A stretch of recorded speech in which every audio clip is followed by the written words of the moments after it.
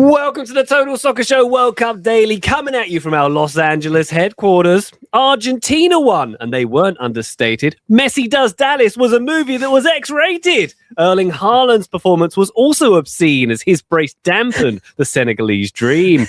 We also had some world-class filth from Kylian Mbappe, who's making French fans very happy. And Jordan were racy, but didn't meet the criteria. They're out at the hands of Algeria. My name's Ryan Bailey. Joining me today, hi Taylor Rockwell. Hello, Ryan Bailey. Your TSS resident poet bona fides remain established, and listeners, viewers should know that we've also added resident mechanic, I think, to the TSS list after Ryan fixed the rental car today. Nicely done, Ryan Bailey. Thank you. Very kind. I can't really take the credit, though. Our rental car did indeed stop working. We had to get a new battery for it. But producer Neil Ruthven, the most useful Ruthven that we know.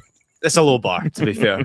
He was useful. Yeah, he very much had the tools and the know-how to do that. So, Graham Ruthven, hello, how are you? How's can we get your brother in here instead, maybe? I was not 100% sure. So producer Neil did leave to go home today. I was not 100% sure that there wouldn't be a vote and you guys would vote to send me back and to keep Neil for the duration of the trip. So thank you for keeping me on. I'm not entirely sure why. Well, you thought Neil went home. We've got something to reveal to you. Hey! Joke.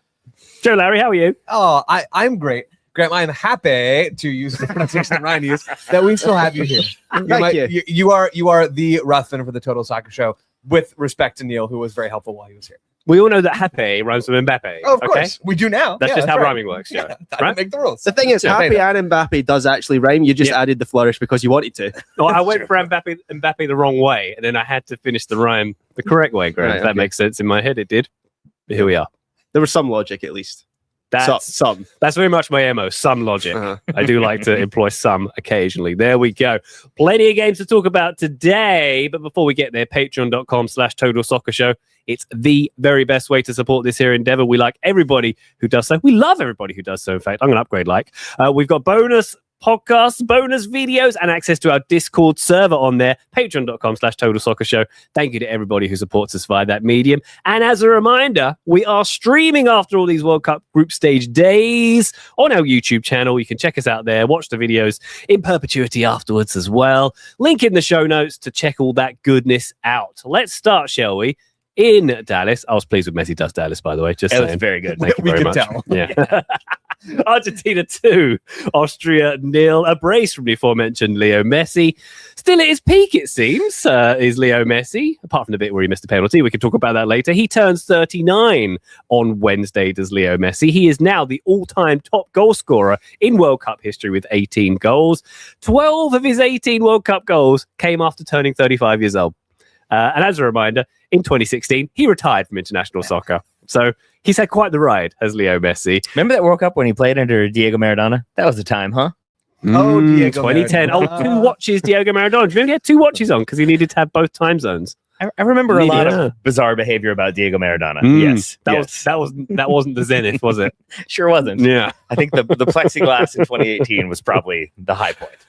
Oh boy. Yeah. That was a thing, wasn't it? He was very excited. He was very excited. Yes. Yeah. That was definitely the most controversial thing he's done at a World Cup. For sure. Yeah. That and nothing else. But Messi, it turns out very good. I don't know if you guys knew that or not. Yep. But it is like wild how good he has been at this tournament. And maybe that's just me getting used to how good Lionel Messi is and how much he can kind of raise his game when it comes to those special occasions.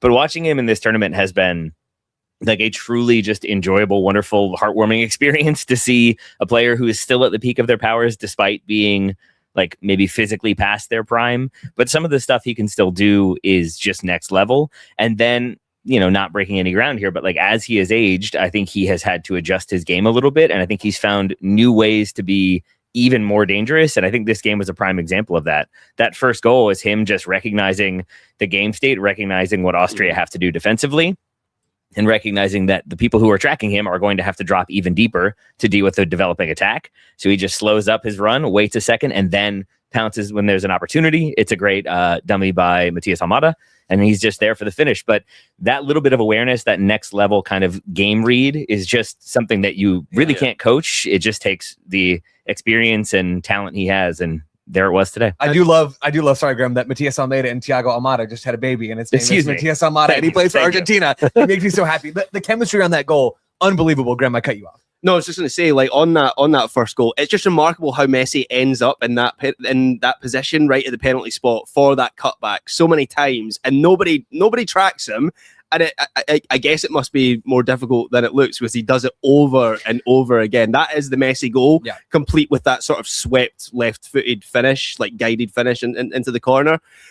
He's an absolute freak, and I think it's worth running through not just the goals record he set today. He also set the record for the most World Cup matches played by one player, 28. The most matches won by one player at a World Cup, 18. And he now has the most minutes played by one player at a World Cup as well, 2,489. So it just feels like with every game he's playing at the moment, he is breaking records. That's like a full season's worth of minutes just played at the World Cup. Yeah. Like Messi has played an entire full season, regular season's worth of games at the biggest soccer tournament that has ever existed. I mean, that is just absolutely mind-boggling to me. The first goal is great. The second goal is the one that really gets me. It's the touch that he manages to pull off after Argentina have gone and attacked. It's Alvarez who takes the first shot. It's saved by Schlager. And then Paredes, who comes off the bench in the second half of this game, he is the one who slides it over to Messi. But the ball gets deflected en route from Paredes. It gets deflected by Austria's Marco Friedel. And Messi has to recalibrate how he's planning to touch the ball. He bends his leg back. I don't really know how physics work. Never took him. He bends his leg back to presumably, again, don't know how this works, absorb the pressure of the ball, which is now traveling basically twice as fast. And he cushions the ball at this absurd angle with his foot and then manages to bring it down. And then he goes and ends up being the first to the ball after the attempt. Is it Trivella too? Is it outside of his foot that he uses to control it? I feel like it's outside of his right foot. I believe it is the outside of the right foot. That's astonishing. Then that he is first to the ball after he gets loose again is ridiculous. And then he slots the ball home. I mean, the way this Argentina team is functioning around Messi. Messi is performing at a level that seems equivalent to the best of Messi that we've seen, right? That's basically what we've been talking about so far. That Argentina then are flowing around him in the way that they are. We've watched a lot of teams in this World Cup where there is a lot of calibrating going on early in games or early in the tournament, right? Maybe teams like Portugal didn't even figure it out in the first game. We saw Argentina get right after it in this game with the missed penalty, which would be a much bigger story if Messi didn't come down and score a brace. That he was this close from back-to-back hat tricks to start off a World Cup is absurd. But that Argentina then just clicked into gear so quickly in this game, basically from the opening whistle. I know Austria are not a real threat to win this tournament, but they're a decent team, right? They have quality. They have a clear understanding of how to play. Especially defensively. And Argentina looks so cohesive in how they put numbers central and really almost played into what Austria want teams to do to them, where they expect to win the ball. They didn't do that in this game, and that's because Argentina are that well drilled in understanding each other's movements. It's dazzling to watch. You're totally right with everything you've said. It still makes me wonder what happens when they come up against a team that like actually causes them problems, because this was another game of them like not really having to get out of second gear and pretty comprehensively dominating this game. And I don't think it will be a problem for them because of reasons you've already outlined. I think the way they know how to play around Messi and through Messi, but not entirely dependent upon Lionel Messi, is what makes this team so special. And it's why Lionel Scaloni has been their manager and been so successful and continues to be. Because I think it is difficult to find ways to utilize Messi, as insane as that sounds, in like the correct ways and then still compensate for him on the defensive side. And I think we didn't see as much like defensive effort from Messi as we saw in the first game. I'm not sure we needed to, but we also didn't need to because that midfield is so stacked behind him and knows how to play around him. The defense is really solid and was able to still rest people despite being solid because of this win. So I think we still haven't had to see Argentina like elevate and find that next year. But I don't know. Who knows at this point? Maybe they won't have to. Yeah. I mean, it'd be wrong to characterize Argentina as a one-man team, of course, as you just outlaid there. But at the same time, if Messi wasn't there, they would look quite different, right? Yeah, I mean, you could say that about England with Harry Kane. You could say that about Norway with Erling Haaland. You could say that even about France with Mbappe, for as good as those teams would still be. Mbappe. And Norway obviously would be sort of the odd team out there. But really, yes, that applies to all these teams. I think what makes this version of Argentina special, though, is that they have managed to harness what Messi does so well with what a lot of the players in this squad also do well. And I really do come back to this idea of Argentina play defensively in this 4-4-2 with DePaul on the right side of midfield and Almada on the left side of midfield. Neither one of those players is a winger. Almada is more of a 10 than he is a winger, and DePaul is more of an 8 than he is a winger. But all those players come into central spaces, and basically for Argentina in this game, the front six, the midfield line of 4 and the front 2, we're constantly rotating and finding positions off of each other. And it fits so well of how Messi wants to play because he wants to be in those positions. And Graham, you talked about his movement. Somehow he's always unmarked, right? Yeah. That's not a coincidence. No. Messi, even at times in this game, would go and drop behind the ball and then race forward towards it like a fullback draw in the NFL. I don't know if maybe there's some Cowboys references in my brain that's making me think that. But Messi just runs onto the ball in the run of play with the ball stopped at a standstill. His movement is so sharp in this team, and it all flows around him and at a level that it seems like so few teams in this tournament are doing right now. He seems to be playing with not relentless explosiveness, but explosiveness when he needs it, and he has it on tap. And it has made me think, coming into this World Cup, the last World Cup, he was still at PSG. He was a Ligue 1 player. He was in a Big Five league in Europe. This is his first World Cup playing in MLS for Inter Miami, and it has made me think whether that little bit extra freedom where he's been able to dictate his minutes to a certain extent, how towards the end of the season, I guess not so much the season, but towards the World Cup break in MLS, he was doing double training sessions with Rodrigo de Paul, and it just feels like he's been able to peak in a way that maybe if he was being run into the ground in La Liga for Barcelona, maybe we wouldn't be seeing this version of Lionel Messi. So actually, far from being, I think a bit of a lazy talking point was, MLS is going to hold back his level. I kind of wonder if it's helped him have one extra World Cup where it feels already like this is another Messi World Cup that I didn't expect in 2022 when he wins that trophy. We think, okay, that's that done. I actually didn't think he would even play 2026. He's not just playing it. He feels like the sort of defining star of this tournament so far, and I'm delighted to see it. And you mentioned MLS there, Graham. The Athletic had a really good story out, I think yesterday, about Messi and sort of his performance at this World Cup and the build up to it. And there's an anecdote in there about how at Inter Miami, Guillermo Hoyos, who's the interim manager, the person that Messi's described as his footballing father figure, shocker that he's in charge now of the on-field side of Miami.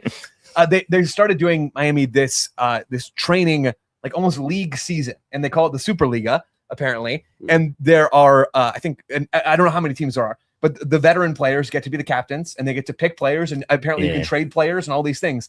And the highest non-Messi goal tally in the Superliga, whatever the rules are, however often they're playing it, is around 30 goals. Messi has scored 80 goals in the Superliga in training. And I understand that that's not the World Cup, right? And the level is lower, certainly, than this Argentina team. But it speaks to his absurd competitiveness and his dominance. You see after the second goal, you see just how much this means to him. Like they were already going to win this game against Austria. It was basically already done. They cap one more off at the end. And Messi is celebrating like he's just won the World Cup. Like he cares so much about all of this. It drives Argentina. Argentina are playing up to that level as well. It's just, it is honestly, I'm having so much fun watching this team, more fun than I really thought I could have. He looks so hungry. And also, I just wonder if there's an element of freedom where the last World Cup, there was that nervous energy of, he hadn't won the World Cup. And I guess on some level that was playing on his mind. That doesn't seem to be, I mean, I'm trying to read body language here, but my impression of how we're seeing him play is that's not on his mind at this tournament. And he's probably thinking he's got the all-time World Cup record. He can obliterate it at this tournament. Well, Argentina have got... Maybe, unless Kylian Mbappe continues to play teams that let him score. That's a subplot there. Kylian Mbappe is going to go yoink. That's my record, actually. But Argentina have got Jordan next, right, in this group. What's that record going to be like after that game? So, everything is up for grabs for Lionel Messi. I think the last thing for me, while we're just spending a lot of time talking about Lionel Messi, because this is so weird. We're really not this kind of podcast, but he's been so enthralling to watch. Sometimes it's warranted. It feels that way. And Joe, forgive me, it's been a while we've been talking about him. You may have mentioned this with that second goal, but you pointed this out when we watched it live, how he is not the closest one when his initial kind of shot, pass, whatever it is blocked and comes back out, and he latches onto it faster than anybody else.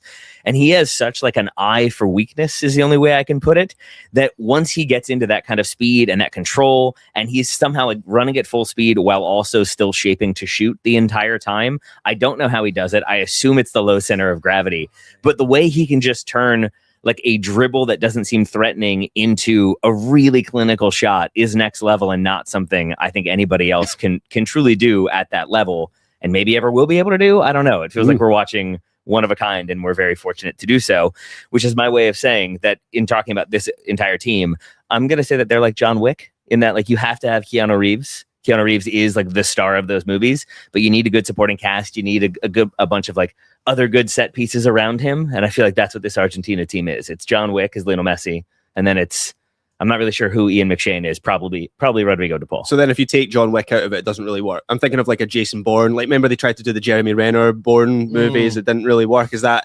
Argentina? Yes, that's Paulo Dybala. Yes. Yeah, exactly. That works. Oh dear. Historic day for Argentina, by the way. On this very day, exactly 40 years ago, there was quite a famous couple of goals that were scored by Argentina against England, the 2-1 win in the quarterfinals, in which one legitimate goal was scored, which was probably the greatest goal of all time. And then another one where he dribbled a bunch of people. Yeah, a clean Got him. a clean header and then a dribble. Yeah. But Messi has proved that an Argentine can score 2 legitimate goals in a World Cup game on a day like this. So there we go. Good for him. Ralph Rangnick said Austria, by the way, they kind of came close to making evening up in this game at one point. They're still in contention. They've got Algeria in the next game, both on 3 points. Straight shootout, basically, to get into the next round there. Could be. Sure. Could be. A straight shootout from behind like concrete barricades where neither one is going to poke their head out. I feel like Algeria probably have more attacking creativity. We'll talk about them later on.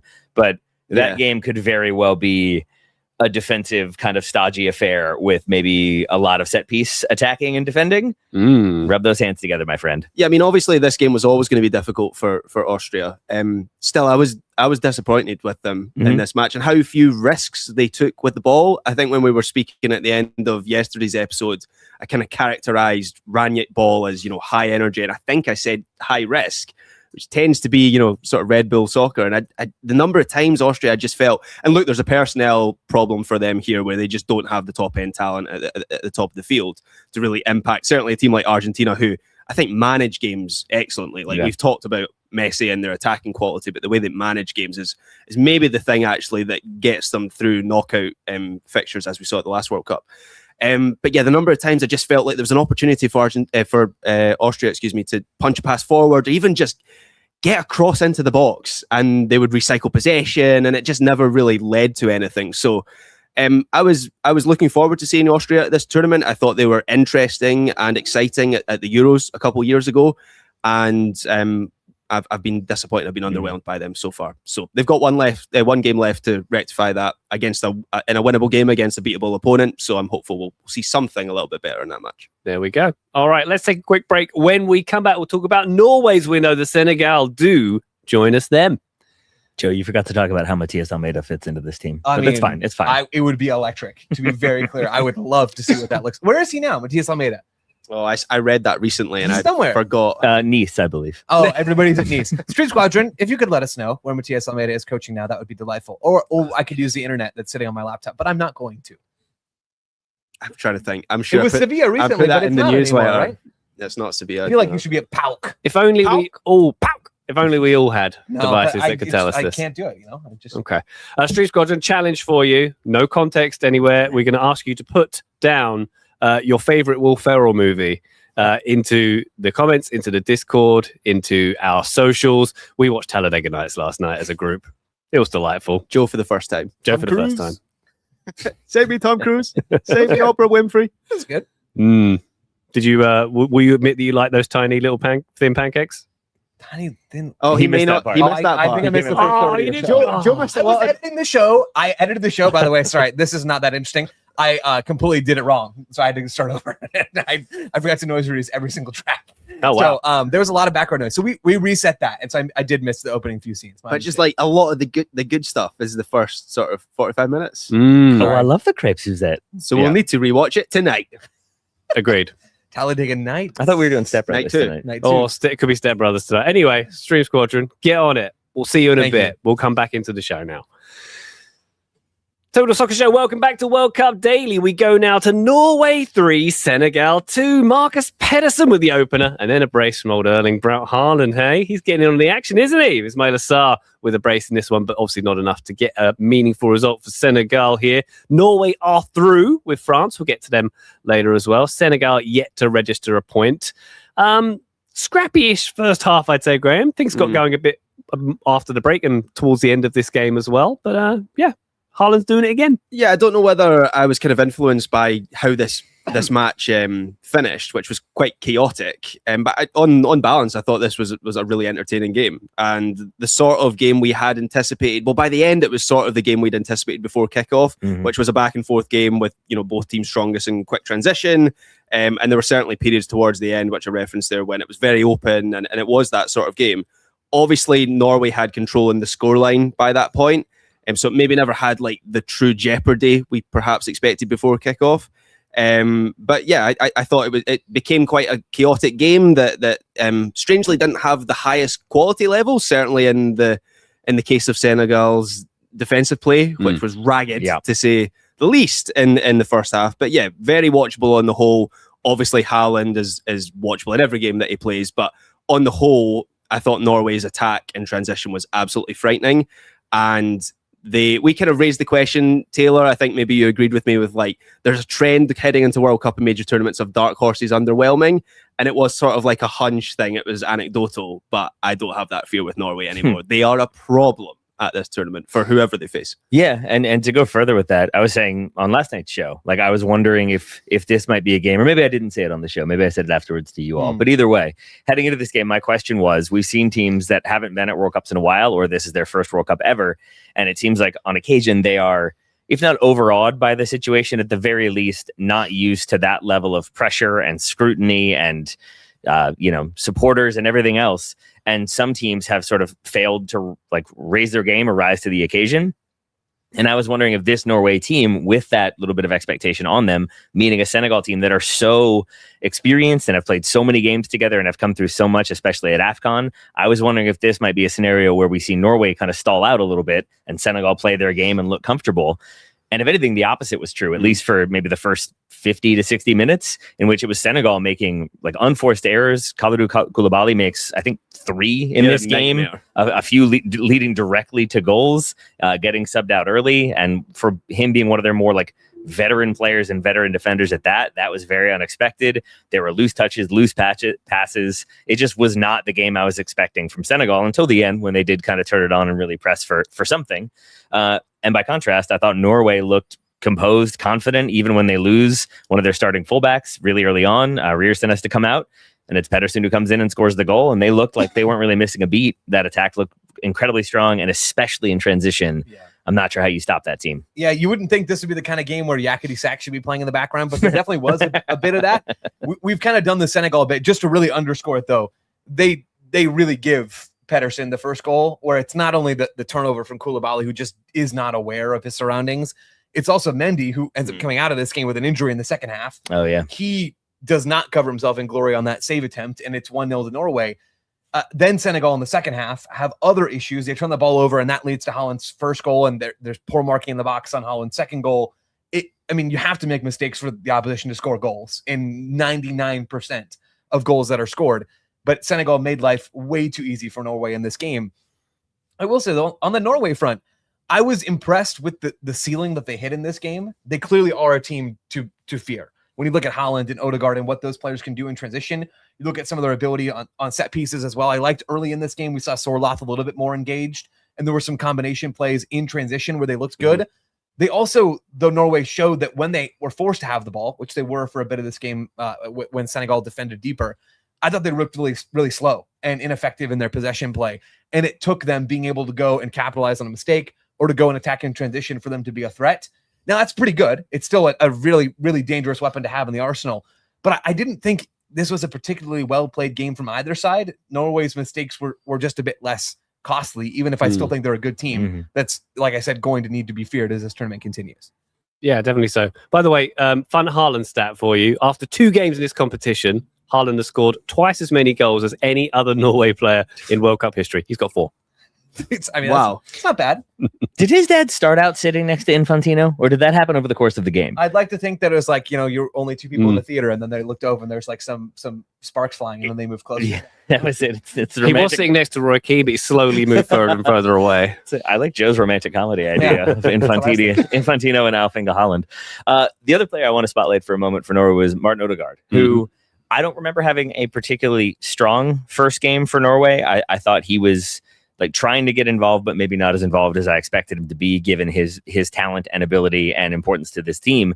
This game, I thought we saw the Martin Odegaard that can be a world beater and can be truly world class. I thought the way he carried the ball forward on occasion was just like aggressive but smart, but then he could also be really good at facilitating possession. It felt like he obviously understood his defensive assignments, but executed them really well and just gave Norway another level. Loved him playing the drum at the end when they were celebrating. That was a good look as well. So I felt like that was the Martin Odegaard we've seen in spurts and flashes, and injuries have obviously limited him a little bit at club level, but it was nice to see him looking like the star that he can be. It was a reminder of how much I love Martin Odegaard when he plays like that. He hasn't really been the same player for about 18 months now. He got a bad injury midway through last season or season before last. I never know whether we're counting last season as last season or it's still this season. Anyway, you get what I mean, 18 months ago. And I think he, in that time, has sort of regressed in just his open play creativity. And as you say, Taylor, like the ball carrying was back in this game, and just like the nimbleness and possession and the vision to thread balls through to Haaland and Sorloth. It was all there today. Yeah, the second goal for Norway, the first Haaland goal, is Odegaard, I think, picking up a pass, carrying it forward, and then he plays that ball through, like you said. And it's so like perfectly insulting because it's just close enough that Koulibaly thinks he can get a toe to it, and then as he like slides in, just goes right past the toe perfectly to Haaland to finish. The weight of that ball was incredible because obviously if you overhit that by 5 yards, keeper's coming to get it or it's going out of bounds. It is so perfectly weighted, and it kind of posterizes a defender at the same time. I don't know what more you could want as an attacker. Yeah, no, exactly. The pass you're talking about was tantalizing for the Senegalese defender. And then the other player that I just very quickly want to highlight, and we've sort of mentioned him in passing already, is Alexander Sorloth, who I never think of as a right winger. And I know he's not playing as like a true right winger. He's not hitting the byline and getting crosses into the box. He might have played there for Real Sociedad in the past. I certainly haven't seen him play there for Atleti under Simeone. But I thought he was effective in some of the combination play and attacking open space down the right side. So it's one of these conundrums. We've seen it with Sweden where they have to play like Isak on the left side rather than through the middle. It's like an imperfect solution for Norway, but there was enough in this performance to suggest that at least in games where they're against opponents of equal level or maybe slightly superior level, that can work for them. And so to bring it all home, I'm just really glad that Joe has finally accepted that Norway are actually a dark horse and do have the talent and are going to flame out at this tournament. Joe held strong. Graham and I both questioned them. Listen to Joe. They're getting grouped. I still believe. It's going to be tough. Yeah, well, it's going to happen. Trust. Well, they got France in their final game, but it's not going to be quite the battle we'd hope for because they're both basically through at this point, right? So that we might not get the stern test there. Something I would have wanted to bring up. Top spot matters though, right? Although does it? I don't know. It's so I'm not difficult to sure tell in this format because one thing to consider is environmental factors wise, I don't think Norway have had a stern test in temperature. So it was 70 degrees at the game today, and they had the ice packs out in the breaks, right? And they played. It was only 70 degrees. It says on FOTMob. Yeah. Wow. John Strong talked about it after, like, it was like during, like, before and after the rain, or like right in the middle. He said like the sun came out and it was like he used a term that I was like, wow, it must have been scorching hot. So for it to be 70 degrees is not by Norwegian standards, it kind of was, I suppose. But like they played at Foxborough and they played here. And I think I remember the first game of Foxborough being quite bright and sunny, but I don't think they've not had a Miami. Yeah. And if they finish runner-up in this group, their next game is in the air-conditioned confines of Dallas. And I believe they go on to, I think it's Rutherford again. They go back to New York. So they actually got quite a good path, it seems, unless there's a very hot day on the East Coast, which do happen. I did like, as Erling Haaland was interviewed after this game, he was asked about the France game, and he clearly just wasn't eager to talk about what came next. He just wanted to enjoy the moment. Yeah. And he said, well, France will beat us and they'll win the whole thing. And then the interview ended, which I just loved. Which one do you like more, that one or Messi being like, what's your favorite goal? I don't know. I'm very tired. I like the Messi one better, but the Haaland one was good. It does make me think that the vibes are quite high for this Norway team. Yeah. And they should be, right? They've gotten the job done. They've done everything that they needed to do. On the Senegal front, they shot themselves in the foot multiple times in this game. As we've talked about, they basically pulled the rug out from under themselves, which you can't afford really to do in a normal World Cup. Maybe you can afford to do it in this one, though. Senegal had their last game of this group. It's against Iraq. Currently, Senegal are sitting on 0 points with a -3 goal differential. They could conceivably end that game with an even goal differential, maybe even a little better than that if they're really putting the effort into this game. that would probably be enough for them to go and make it to the round of 32. And they're going to be a round of 32 team that still nobody wants to face, because I do think the quality for Senegal got worse as they went back every line in this game. I thought the attacking trio was really good in this match. Sadio Mane on the left side. We saw a little bit more of him in this game than we did against France. No surprise there. Ismail Assar on the right side bags the brace, was very threatening. And then Nicholas Jackson has a silky assist, utterly absurd assist on one of the Assar goals. His ability to be this multifaceted player up top, where he can be the aerial threat in the box on crosses, or he can be the one playing the last pass, or he can be on the end of things. I really like what he brought. And this Senegal trio still should terrify teams, but they got to take care of business against Iraq. They do indeed. Yeah. Both France and Norway are indeed through. One more thing on Norway, France, by the way, another stat for you. Norway have now got 4 all-time World Cup wins, all against countries from different continents. None of those continents, Europe. Oh, So maybe they could start, get 5 from this the if they win. last Infinity Stone on the gauntlet. Yeah. It Great won't be. useless stat from me today. Yeah, but that's good. Was Brazil the South American one? I feel like that's who they beat in 98. Did they beat Brazil in I 98? think so. Wow. Did Scotland beat Brazil in 98? No, we did not. Oh, bless. But we will on Wednesday. Yeah, That's coming up. boy. We're saving that. Good stuff. All right. Let's take one more quick break. When we come back, we'll talk about France's big win over Iraq and Algeria getting one over Jordan as well. Join us then. Stream Squadron. Important update. Keith, the raccoon, has been sighted. Was it? When? Producer Neil Oh, said he was a rapping on his window last night. wow. He was knocking on the window? Have he and producer Neil become Really? friends? Is that Oh. is that why producer Neil left? Maybe he's taking it with him. I mean, producer Neil does. I mean, he wouldn't admit this, but he's not here, so I can reveal all his secrets. He does allow his dogs into his bed on occasion, so maybe Keith was sleeping with Neil. That's Okay. Uh-huh. We also know that producer Neil's dogs are massive. Yep. There's 2 of them. Those ShamWows. What are they called? Samiodos? Samois. Samois. Yeah. Samu Aga. Shamu. Yeah. Yeah. They're as big as Shamu. Screen Squadron, where are we on dogs in bed? Because I'm gonna Bed, guess. no. I picked up on that, but over here, at least over here, we're pro that. So Really? yeah, Every night? we try not to, but yeah, they find their way up. Yeah, they're old now. They can do what they want. It's fine. So Amy Martinez, the dog, not the goalkeeper, very much sleeps in a crate at night. The one time she gets to sleep in the bed, she ain't Even going the back. goalkeeper might too. That's how he keeps the edge. He probably does. Can't, the crate, not again. Yeah. can't get on board of this. Lucy's lucky to sleep in the same bed, frankly. Wow. Just gonna let that sit for a moment. Stream Squadron, hear that? Graham talking about crating his wife. That took a turn. Graham, if it helps you, You PSL Mater did it. coaching in Monterey. He's coaching in Monterey. Is that what you needed Nice. me to, Yes. to get you off this Uh-huh. ramp? That's- There you go. Very Great stuff. good. All right. All right. Stream Squadron, we appreciate you. Thank you very much for joining us. I'm a little concerned about Keith now. He's trying to get in. Like before, he was just like kind of casually looking around and then fleeing. Now he's like checking the entrances. Mm. Okay, all right. Gonna lock up our food tonight. You're going to wake up about 3 a.m. and feel these tiny little breaths on the back of your ear. That's normally how I wake up with you around, but I heard you let the bed sleep in your bed. Anyway, this took a weird turn. Stream Squadron, we appreciate you. We'll see you next time. We're going to get back into the show now. Well, actually, we'll see you at the end of the show too. Hey, why not?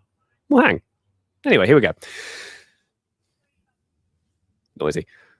Total Soccer Show, welcome back to World Cup Daily. We go now to France's 3-0 win over Iraq. Kylian Mbappe with a brace and Dembele getting one late on as well. This one took a long time, didn't it, to complete? We had a weather delay. it's actually still ongoing right now. In Philadelphia. About an hour we had of half time there. The longest hydration break we've ever had. And it was very moist out there in Philadelphia. That was gross. Kylian Mbappe is now on 16 World Cup goals, equaling Miroslav Klose, who was previously the all-time top scorer before this whole shenanigans started. Taylor, dominant display from France. 19 shots they had. Iraq did not have 19 shots. They had 20?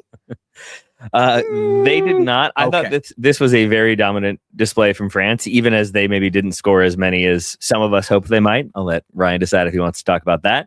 What I will say, though, is another one that I was concerned about heading into this tournament was just the overall vibe of this France team. They have so much talent, obviously, but I was just wondering if maybe there was too many personalities. It felt like some of the buildup had been leaning in that direction, and it felt like we might be due for a France meltdown. But so far, things seem just fine with the French national team, and it seems like Didier Deschamps is still figuring out his best 11, which is normal, but it does seem like he is challenging perceived starters for minutes. He's bringing in other players to get starts, and it seems like this team is still performing at a very high level, albeit against like not as strong opposition. And so we'll see how it goes as the tournament progresses. But for now, the attack looks electric. It looks very fluid. Michael Olise, like operating centrally in this game, I thought was like borderline unplayable at times. And so I don't really know how you stop this France team, especially if they're not going to stop themselves. Yeah, I think France coming out of this game, they're my number one pick for this tournament right now in the Ruthven power rankings, which are, they're the ones you want to be top of. Forget the Aramco power rankings. The Ruthven power rankings are the one. I just look at that attack and Taylor Elise in particular, who I just think we knew he was good, right? We knew he was good at Palace. We knew he had a good season. This is what I was saying in the preview, that like he's had an amazing season, but this is still going to be his like breakout tournament where it's like, oh, this dude is next level. He's like one of the best in the world, like top 5 player in the world at the moment. Where for Bayern Munich, he's like the new Arjen Robben. He's cutting in off the right side. He wants to shoot with his left foot. For France, he's like the new Antoine Griezmann. Like he can do those two things, and the way he links up this attack. And I still have questions about, against a higher caliber opponent, whether France are just going to be too top heavy, whether they're ultimately going to have to sacrifice someone to get someone into the with midfield. Adrien Rabiot back there. Come on. Well, yeah. Who's to question Adrien Rabiot? Certainly with his mum hanging around, monitoring all discourse about him. But yeah, I do wonder whether we'll ultimately see them sacrifice someone to get into like a 4-3-3 on paper. But Elise is just the perfect link-up player in that attack. The pass through to Dembele for his goal, his lobbed shot off the crossbar in the second half as well. Like there's just a bit of magic to his play. I love everything about Michael Olise, and I just look at that France attack, and they've got everything. Like the profile of that attack is perfect. Where you have Mbappe as the sort of in behind centre forward. He's also, I think, Mbappe's like penalty box instincts are underrated as well. He's one of the best in the world at picking up those positions. Then you've got Dembele as this do everything fill in attacker, where he can come inside and link up as part of a front two, or he can play out wide. Then you've got Elise as the creator. Then you've got Barcola as the verticality on the left side. And oh, by the way, you've got Desiree Doué and Ryan Cherki as options. Like that's going to take some stopping, and as long as they can balance the rest of the team, yeah, right now they're my pick to win this whole thing. One question for you. Like Henry during the rain delay, he was making a point about how at club level, obviously you have so much time with the players. You can practice so many different patterns and rotations and ways of possessing and ways of attacking. And you have all of this time to develop your team into this like lethal machine that you need them to be. At international level, you have no time. And so his point was that in this game, it felt like you're still seeing France kind of find their way through and find combinations that work and understand the rotations that they need to understand. Graham, did you feel like you saw more consistency from them in the second half after that rain delay? Yeah, I think so. And I didn't see the first, or I didn't see much of their first game against Senegal. And Joe, when we were talking about this, when we were watching it, you were saying like their first half of the tournament was a little bit slow. So it feels like you factor in that game as well. We're seeing a progression in this team. So yeah, absolutely. I see the rotations. Like they're all incredibly intelligent players. Like the technical ability is there, the physical ability is there. But I look at someone like Ousmane Dembele, I think he's one of the most like positionally intelligent players in the world. And so I think the question with France was always, are they going to have the glue? Are they going to have the cohesion? And in this game, and I know, and as against Iraq, a team they'd be expected to beat. But I think you can extrapolate some things out. I absolutely saw that cohesion and absolutely saw those rotations. So yeah, I'm really high on them at the moment. I'm now terrified of France. Do they have any weak points? The midfield is only so-so. We're going to talk about Rabiot again. Is that the weak point here? I mean, that's the question for them is, do they have enough quality and can they get the balance right in the games that are going to be harder for them? The impressive thing about France is that they haven't really had to get out of first gear so far this tournament, where against Senegal, they tweaked Elise centrally and moved Dembele wide, and all of a sudden things started to click in that group stage opener. And in this game, everything was clicking basically from the start. I mean, Mbappe's first goal just kind of slaps it in the back of the net from outside the box. Just, all right, let's go. Let's call this one done. They are so smooth in how they operate in the attack. Whether that will hold against teams that have better defenses, against teams that can test them or going the other way, that's the question. I will say we saw France's center backs do quite well with a center forward that I think is one of the best of this tournament, and Nicholas Jackson in the first game.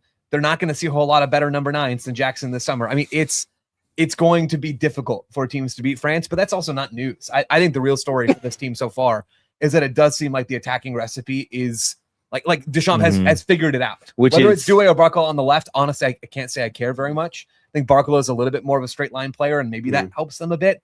I don't think it matters a whole lot, but you have now the balance right between the big three for this team. It's scary stuff. It really is. And it's a little bit rarefied air for France, because I feel like historically under Deschamps, the narrative for them is having to figure it out in the first couple games. The attack kind of stalls. They don't have the right combination. They keep trying to adjust it. They have to make adjustments to the midfield. And sometimes they find that form and it all just clicks and they're scoring a ton of goals. And then sometimes it doesn't and they crash out. But in this tournament, they seem to have already found their goal scoring form and their attacking creativity. To y'all's point, does that hold up when you have a stronger opponent who can overrun that midfield and you have to make those adjustments? I think that's where we'll see how much Deschamps has truly been able to elevate this team or take that next step that they might need, having already had plenty of successes under him. But it's as strong of a start as they could have hoped for, and a stronger start than I thought they might have. I mean, the thing with France for so long has been they're so pragmatic, right? And that the attack is just not as good as you think it should be. Yep. This is the most talented attack that Didier Deschamps has ever had for France. And I don't think it's especially close. You think about the World Cup that they win in 2018. There's Mbappe in that team. There's Griezmann in that team. There's also Olivier Giroud in that team. There's also Blaise Matuidi in that team. I mean, good players, right? To be clear. That sounds quite good. Does it sound like this, though? Does it sound like Dembele and Barcola and Doué and Mbappe and Olise? Absolutely Yeah, not. but just like 8 years ago. No way. Like this is a different all-time level. top scorer for France, Olivier Giroud. I accept your point. This is obviously a different level of talent that he has at his disposal, and maybe that is the thing that solves it, right? Where he can still Deschamps afford to be pragmatic with fairly defensive fullbacks. I mean, this game it's Digne and it's Koundé. Neither one of those guys are barn burners going forward. And then you have two sort of sturdy midfielders, although a little bit more adventurous in this game with Koné than Tchouaméni. But really, it's the front four who get to go out there and do fun tricks. And it seems like, at least so far, that's been more than enough. It's insane that they are missing Ugo Ekitike, that he would have been starting for this team as well. Wow. And is missing this tournament. I feel like any other team has no way to replace a player like that. And France have like 6. Yeah. Kind of absurd. Très bien. We've heard the Ruthven power rankings. How high do France sit on the Rockwell and the Lowery power rankings? They are second for me. Okay. Behind England. Really? England still. Yeah, I mean, they've only played the one game. I thought that one game was incredible. I think the vibes are off the charts. I feel like you can see that whole team locked in. Not that you can't with France, but that was like the most impressive England performance I can remember. And I still think there's just a lot to like about that England team. I hope there's a way that we can get an England-France final. I think that would be fascinating. England-Argentina would also be kind of fun. Ryan doesn't like either of those options. Brian wants England. I mean, there's history, I don't like there's it. history everywhere we look. I don't like either of those options either because England are in the final. Joe, your rankings? They're clearly in the top 3 somewhere, right? Yeah, At this point, it's so hard to say. I would probably put them first, but England maybe have had the most convincing win against the best team so far of any team in this tournament. So you can make a really good case for them, and then Argentina sort of are the other one that I'm tempted by. But Spain looked like they're finding something, and they look like they could be in that tier of teams. So they're certainly somewhere in the top. I feel like I've gotten a lot of things wrong this tournament, so I can't wait for like England to barely beat Ghana tomorrow, if beat them at all, and like Harry Kane misses a sitter or something, and then I'll have eaten my words. But for now, England good. Yeah. Who would you rather lose to in this World Cup? Oh, come on now. Argentina, France, or the United States? If you have to lose to one of them, who are you losing to? In the final? No, at any point. France.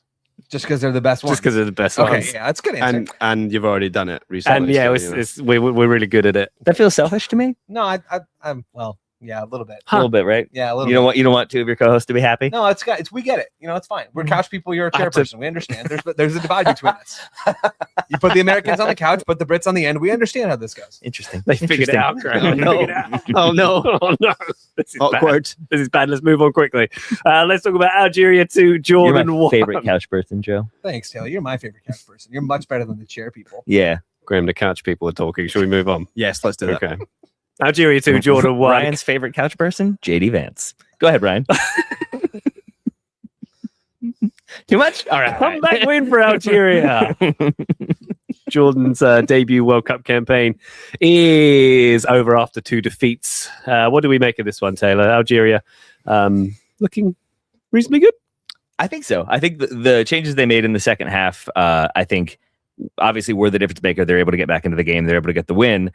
But I think also showed even more creativity. I didn't feel like they had expressed themselves particularly well in the first half. I thought Jordan came to do exactly what they did in their first game, and they did it really well again, except maybe even like with more effectiveness. I think Jordan ultimately saw like their relative lack of talent and depth become the problem in this game.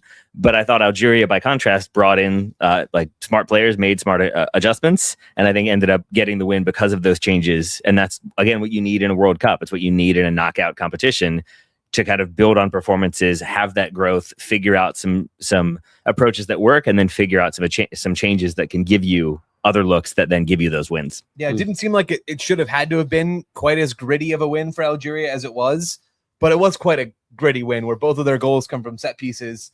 They had a lot of the ball in this game. They didn't create a ton of clear-cut chances. Taylor, you're talking about the subs at halftime. It's the midfield two in what really was sort of this fluid 4-2-3-1 that comes off. Yeah. They get replaced by Ben Taleb, who's the single pivot. There's another attacker put into the team, clearly trying to get numbers forward, trailing a goal after Al Rashdan sourced that opener off of just a class assist from no, it's a completely flub shot from Al Tarami. Oh no, skillful. Yeah, skillful. Meant it the whole way, it's for super sure. Skillful. And that gets Jordan into the lead, and it seemed like maybe they were going to be able to protect it because for all the possession that Algeria had, they did not create a lot in open play in this game. It was whatever Ibrahim Maza, who looks quality. Taylor, to your credit, you pointed about him. We've talked about him quite a bit on the show now. Outside of him, and maybe bits and spurts from Mahrez, but even then, not so much. Algeria didn't offer a ton in open play. They had great ball progression to get to the final third, just didn't have a lot beyond that. So that they tapped into the set pieces in the second half proved essential for them. It was nervy, but I do think they were the better team on the night. Okay.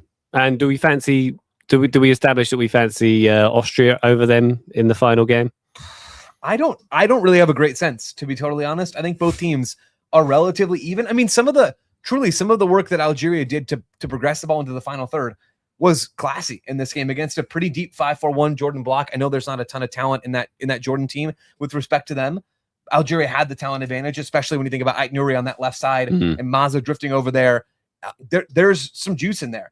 And so I do think that they're going to be able to threaten Austria at times. I do think Austria will be a little bit more open than Jordan were in this game.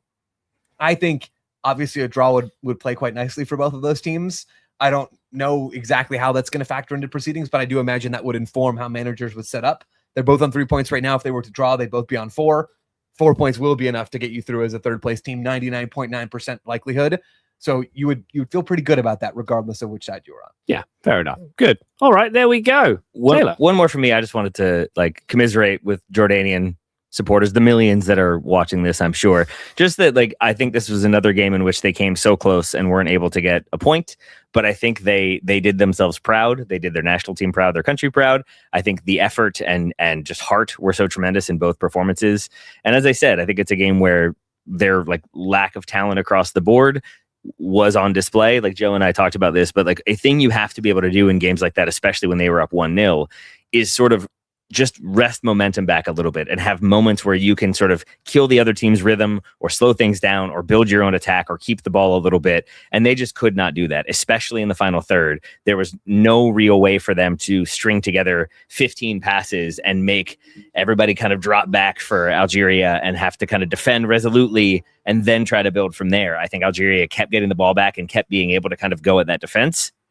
And I think that is them having one player who plays in Europe, a lot of players who play in their domestic league and in the surrounding region.